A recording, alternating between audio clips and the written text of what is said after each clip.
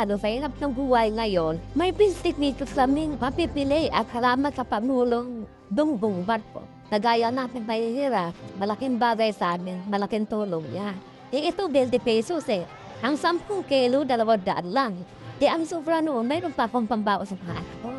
Nagpo dito sa pataas. Ang dami namin dam na ginawa. Ang dami na namin pinamigay na makinarya. 2023, ang ani ng palay sa Pilipinas, pinakamataas sa masaysayan ng Pilipinas. Gayang buwang kinakabata.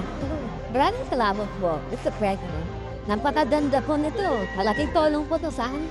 Sana hindi lang mayungan. Lagi sa akin. Maraming salamat po, Pangulo. Presidente.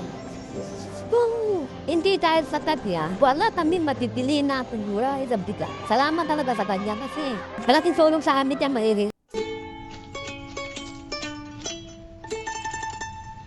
Maraming salamat sa inyong sakripisyo. Alam namin, ang buhay na mangingisda, ang buhay ng mga magsasaka ay hindi madali. Para lamang makapaghanap buhay, may pakain, hindi lamang ang ating mga pamilya kung hindi pinapakain ng buong Pilipinas. Tanim ay imi, maghapon, naghahayo, iwan na, maghapon, iwan na. Para naman pagandahin pa ang inyong maging production, inuna namin ito Mobile Soil Laboratory at ito yung pinakamabilis na magkaroon tayo ng soil laboratory para mapag-aralan kung ano na ba ang pangangailangan, ano ba ang tamang pagbigay ng ayuda, ng pesticide. Busot pa ron, pwede ko na yan. So NFA, bibili na rin ng mais. Bumabalik ka na tayo doon sa dating trabaho ng NFA na rice and corn.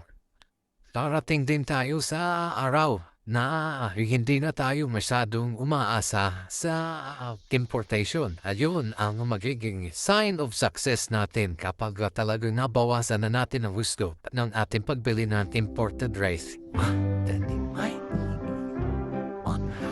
Maginhawa ang pagpapagiling, hindi na po kami magbibilat sa kalsada. Malaking tulong po sa amin bilang isang magsasaka po. Malaking bagay po at maganda po yung maging output ng kanilang mga bigas kita. Magamit pa nila po at nanigitan tayo. Pag sila po yung nakalira, pwede po nila dabilis ang proseso yung kanilang mga inalipata. Ito malaking tulong to sa amin dahil usually pagkatagulan, kailangan mabilis ang ami. Ito malaking biyaya sa amin sa sakang Tagamunyos. Marami pong salamat sa FOPAYO na ito ang gagamit sa tama sa programa nating pamalaan.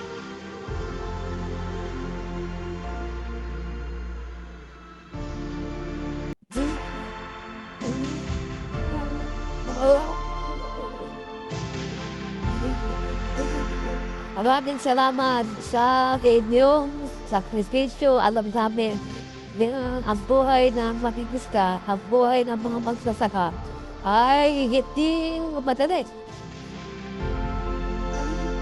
Mama,